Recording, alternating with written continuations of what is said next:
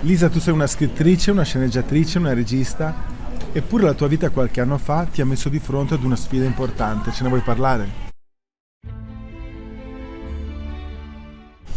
Nel 2003 avevo 21 anni e mi è successo un grave ictus.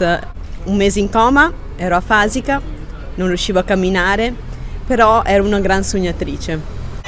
Io volevo fare l'attrice comica, ero appena tornata da New York e avevo passato bene i provini per l'Actor Studios e dopo 2 mesi ho avuto questo grave ictus durante una festa di compleanno di mia sorella e mi sono accasciata improvvisamente con la mancanza della parola e un improvviso fortissimo mal di testa.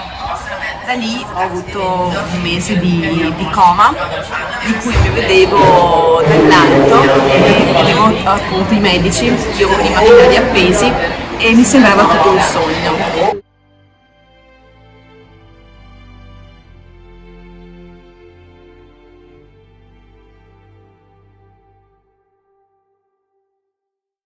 Lisa, un ictus a 21 anni è una cosa veramente insolita. In che modo cambia la tua prospettiva di vita?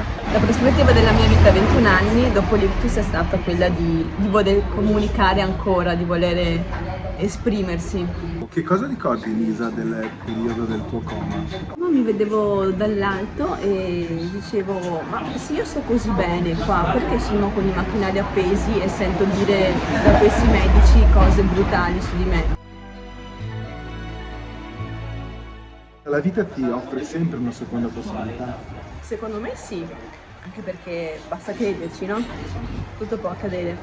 Che cosa credi adesso? Credo nel mio progetto prossimo, che è un docufilm, 11 capricci, si intitolerà, dedicato a un musicista.